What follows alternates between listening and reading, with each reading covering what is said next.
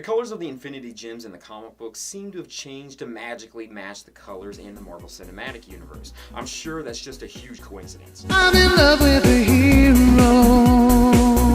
I'm in love with the one who will. Hello true believers, it is comic book day. Let me show you what I got this week. First up is the Incredible Hulk number 713. This is the return to Planet Hulk. It's somewhat the conclusion to this storyline, and it was okay. It was nothing too special. It was nice to have Thor Odinson along with the ride. Although I'm not really a big fan of Amadeus Cho being the Hulk, although the next storyline is supposed to be World War Hulk 2. So I may check that out to see how that plays out. Next is Superman issue number 41, Last Days Part 2. This is a nice storyline with Superman taking his son Jonathan out into space, and then seeing the total decimation of another planet and all of its species. No joke, that actually happens in this storyline. It's very sad. I was being somewhat sarcastic about the whole nice part. However, the art is phenomenal and it's done by Ed Baines, and he did a great job. Next up is Wonder Woman Conan issue number 6. This is the conclusion to this mini-story. It is pretty good, and it's cool to see Wonder Woman team up with Conan, and the story itself was really well done. Although it's not really going to have too many long-term effects to it, but still I did enjoy the run. Next up is Generation X issue number 87. This is the conclusion to this entire series. If you're not aware about what happened, previously the character of M was possessed by her brother Implate, and she came to the academy and attacked the kids. The character of Quentin Quire, who has a piece of the Phoenix Force within him, got involved in everything,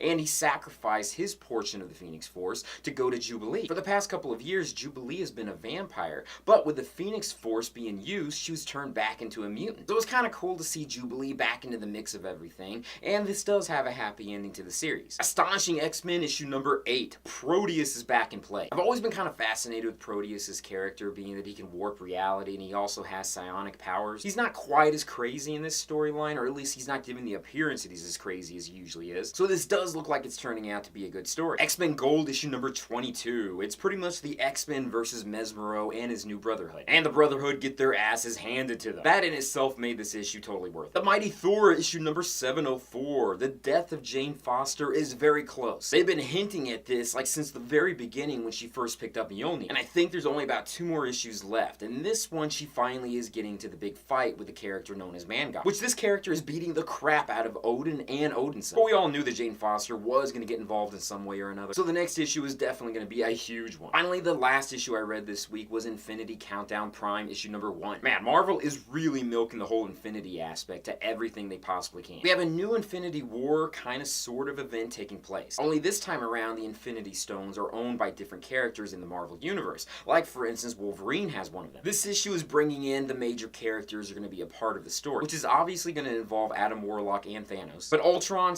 / Hank Pym are also going to be a major player. It is a nice solid story to start up the storyline, and we also get a recap of some of the past stories that involve the Infinity Stones. The stones themselves have also changed colors for reasons we don't even know yet. I will read this storyline because it does seem interesting, but the Marvel Cinematic Universe does feel as though there is some influence here. But that is my comic load for this week. What'd you guys read? Leave comments down below and let me know. I will end it at that point. Thank you guys for watching me in this video. If you haven't done it yet, check out my Patreon site, patreon.com/GayComicGeek. You become one of my patrons, you get to see some extra pictures, videos, photo shoots, and things that I only show on Patreon. So check it out when you get a chance. And with that, I'll join you guys in another video very soon. Peace, love, namaste, and I'll see you guys later. Peace. Always win. He's a prominent figure. I recently read from DC Comics that they're going to be canceling certain titles, and I'm hoping that means that certain teams are going to have some change-ups, including the idea that we're going to be able to have a Young Justice comic book. At least that's something I'm thinking in the back of my head.